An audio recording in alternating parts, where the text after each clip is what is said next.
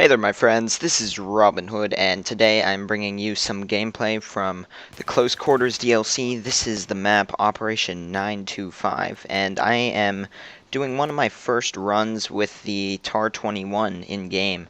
This is a second gun you unlock after the ACW-R for the Engineer kit, and I already had this red dot scope for it from doing, Gunmaster. So, I'd gotten enough kills with it in that to unlock this thing. But this game is around 20 minutes, and I am actually going to leave it uncut just because the respawn times are really quickly, and you can really get a feel for how these maps play. I am playing on the largest setting that I am willing to do on these maps, or else it gets too hectic, which is 48 people. On maps like Dunya Fortress and such, I find that to be too much. 32 is the max for me, but on this map, I find 32 and 48 both work just fine. 48's pushing it, but this game I did absolutely excellent for my pretty much first run with this gun, and I absolutely loved the weapon. So you'll see some epic moments and such, and I'm just going to talk about basically the map pack and this weapon more throughout this commentary.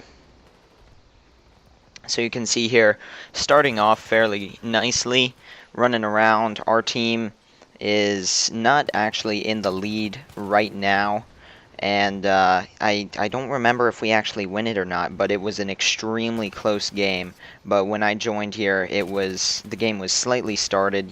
Some people already had like 14 kills and such, and I was just trying to get on my way here, and there is a quick little triple spray, so that's pretty nice. But yeah, this weapon, TAR-21, I have not messed around with it with a heavy barrel or any other attachments because I didn't change them at all during this, although I unlocked a ton, and there I go down after 11 kills. Was hoping someone would revive me, but they didn't.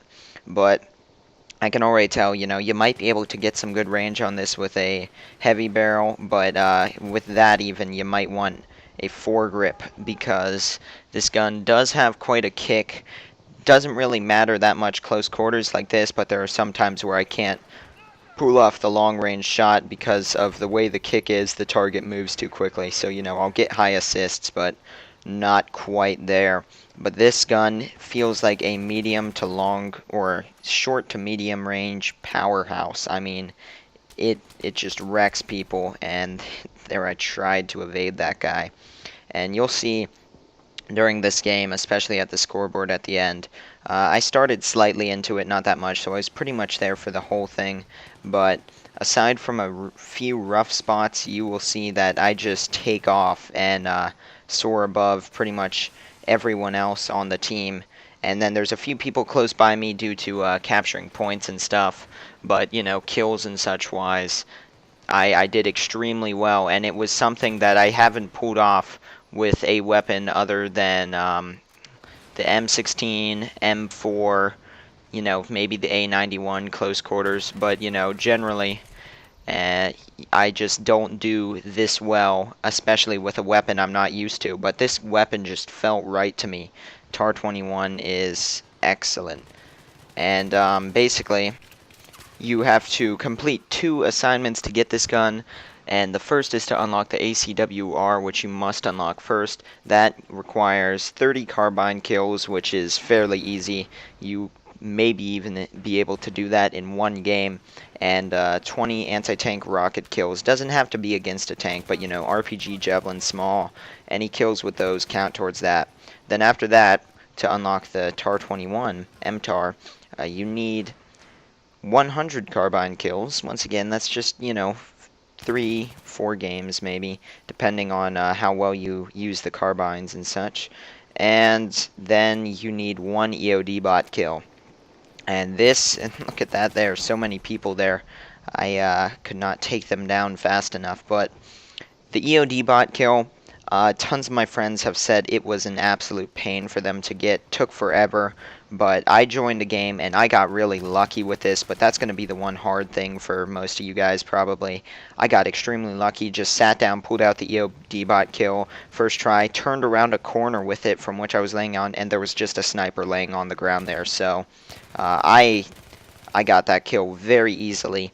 But I know it has been a pain for some people, so hopefully you guys will get lucky like me if you have not already unlocked this weapon, because I know some people got frustrated. And this part in the game, this kind of confused me. I didn't know what was going to happen, because I don't know if any of you guys have ever got that where the server lags for a second. You know, on this game I had like 20 pings, so I was in pretty good standings connection-wise, and then you can see I'm just, you know, using the cover. Sadly, it disappears fairly quickly when people shoot at it, but that's just a nice touch. Saved me for a second. Had I stayed any longer, I would have died there. But you can see I did end up going down. But, you know, I'm doing fairly well already in the game, running around. This is the one map that I know best, and you can see here, even when I can only see the people's heads, I can pull off some pretty accurate shots with this weapon. And then got my trusty 93ER pistol with me to save me in these kind of situations where there's just people everywhere. And you know, this weapon, I highly recommend it actually on maps like this. Now maybe super close quarters maps like Danya Fortress might not be as well set up on. Maybe use, you know, one of the submachine guns or a faster firing either assault rifle or carbine, maybe the A91, but it's really up to you guys. I definitely would use this weapon on maps in rush like Grand Bazaar and such, where I'm mainly going to be close to medium range. Maybe not Caspian border. There I would probably use the ACW-R because of its long range capabilities, but you know, the majority of maps, if you're playing engineer, this is a very decent gun to use, and definitely going to be one of the ones I use quite a bit now. I am happy to finally have a weapon that can, in my point of view, stand up to the M4, the M4A1. Now, stats-wise, the M4A1 still is pretty much better in, you know, overall, since it is good at all ranges. But this gun, I did well with it. I enjoy it, and, you know, so what, I may not be using the best gun for the engineer class, but this one's pretty darn good, and I enjoy using it, so why not use it some more? So here you can see I'm 30-7 at this point in the game. I ended up finishing with around 70 something kills. This was actually a high ticket server for close quarters, but this is conquest domination, and normally what I do is I'm running around capturing the points and such. This game I was trying something different. I was running around cranking up a ton of kills, and you know, that's fairly easy to do on these maps. There's people almost everywhere, and here I pulled off one kill before retreating, but that little moment of success is going to end quickly. Thankfully this guy put down health for me, but there's just too many of them. Couldn't shoot through the rails, and I'm gonna get taken out as I'm rounding the corner there, trying to run to safety. But yeah, these maps, you know, basically what it seems to be is people running from flag to flag capturing them, and that's one reason I almost like 48 people, is because there's so many people that you know, they can't just sit there. And here I'm doing something defending the B flag, and they actually took it since there's so many of them on that objective. But I just got 7 or 8 kills very quickly there. Surprising that all of them were facing the wrong direction, but there is so many people down in here. I can even just fire my RPG in that general area and get a kill. I mean, there is people everywhere down here. This is definitely one of my favorite areas of this map. I absolutely love it. It feels cool.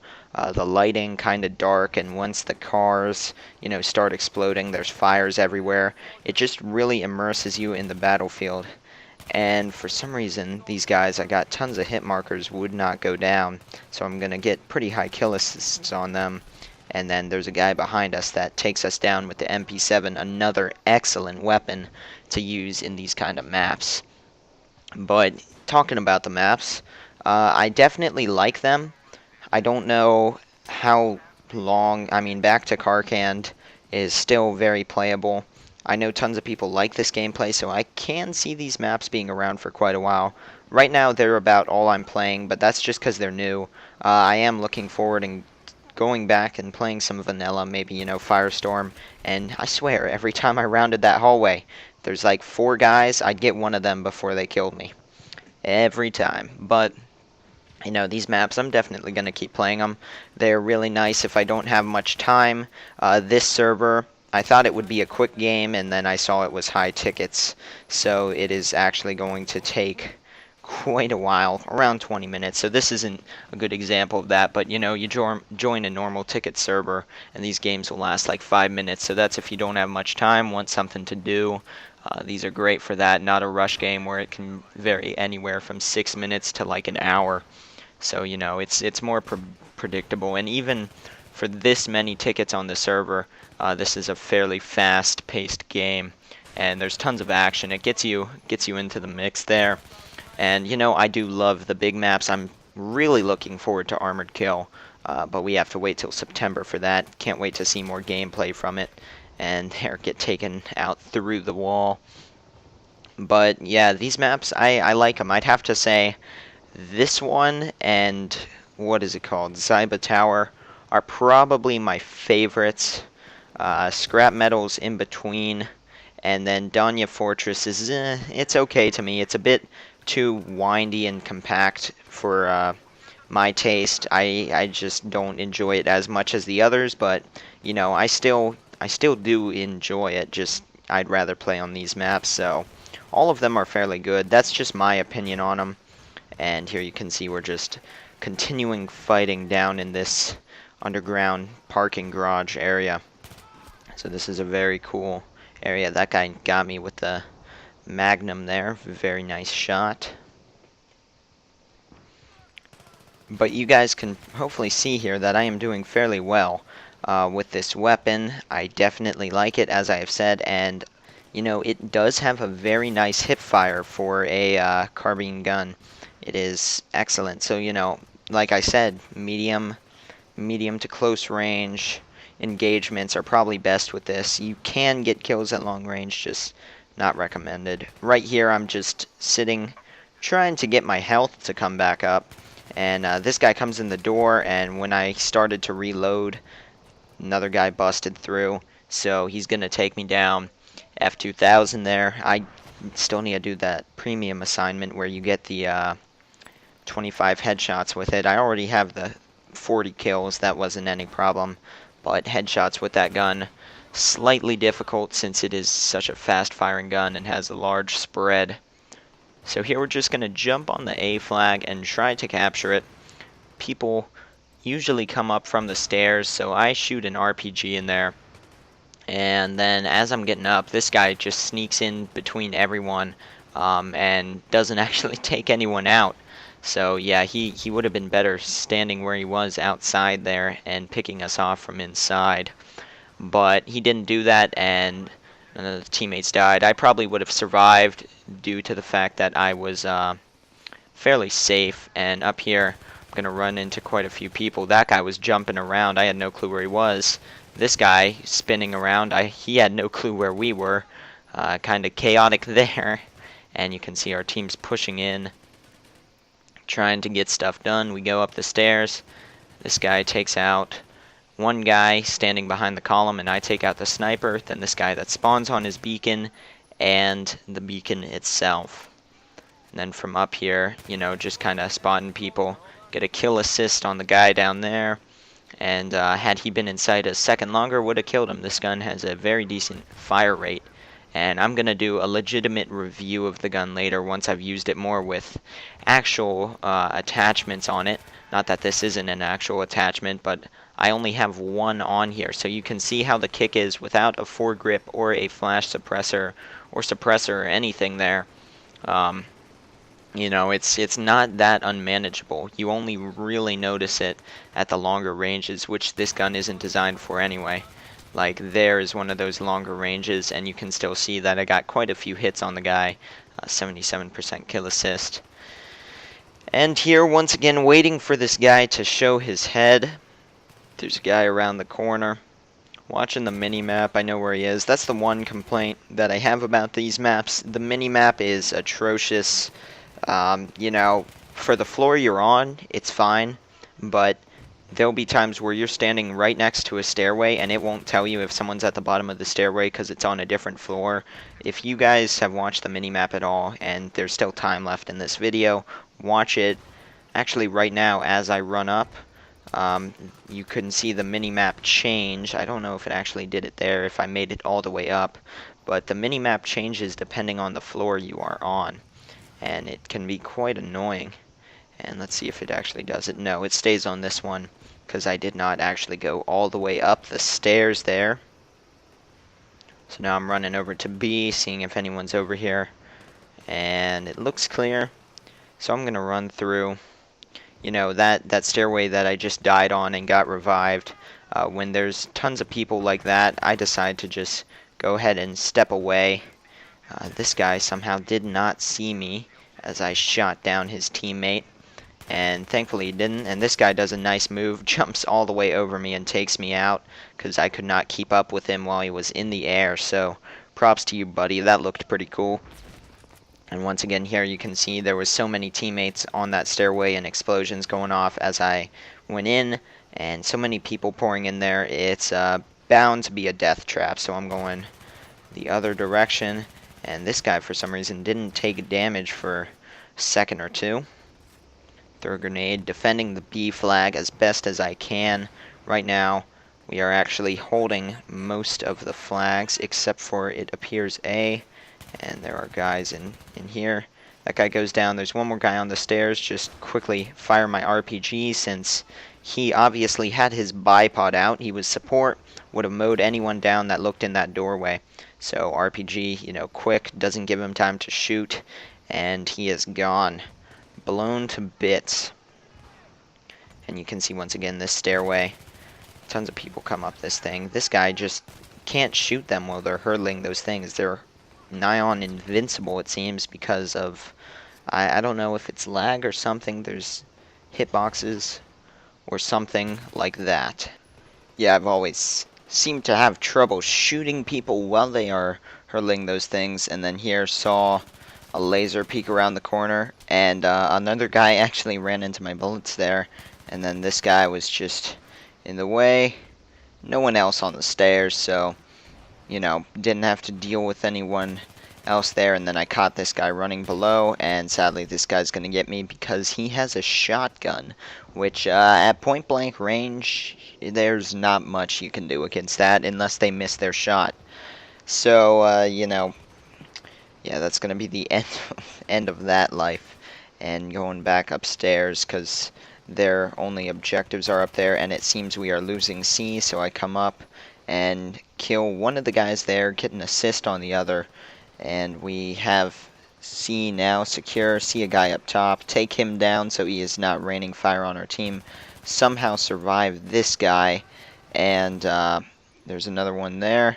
Somehow take that guy out, but this guy's gonna get me. I had very low health though, so I was fairly surprised I survived that long, basically with that many people shooting at me. You can see I spawn in and there's instantly explosions all around. And you know, if you like these really close quarters engagements, this map pack's great for that. The people who play Metro and stuff, I personally can't stand Operation Metro. Way too choke pointed for my liking. And you know, I definitely would pick these maps any day over that. I guess it would be really hard to do rush on these maps, which is why they didn't include it, but I kind of wish they had, because I feel like that would be interesting. I'm sure there's a way they could have done it, like on Damavon Peak they actually had an extra sector of the map that isn't in Conquest. As you guys know, the base jump and all that stuff, that's rush only. So, you know, they could have had a channel through the buildings leading to this section and done rush that way. That would have been very, very cool. Sadly, my ally there died, and there one more opponent down. Unlocked the infrared scope, which I actually no longer use. I don't even know how it is now. I know they patched it a while back and I stopped using it after that, but I kind of want to try it out again now just to see what it's like. And you can see there's tons of fire here. This game's going to draw to a close. Get another double kill there. 2 guys down. Then I'm going to run to the right, taking out the spawn beacon so no one spawns behind me. I see on the minimap tons of people around me, and you can see all of them go down there to end the game, and we pulled back from being behind and end up winning this one. But as you guys can see, that is it. Very close game, very good game. We had 20 tickets when they ran out there at the end. I did fairly well there, and subscribe for more if you haven't, if you like that video, and I will see you guys next time. Thank you for watching.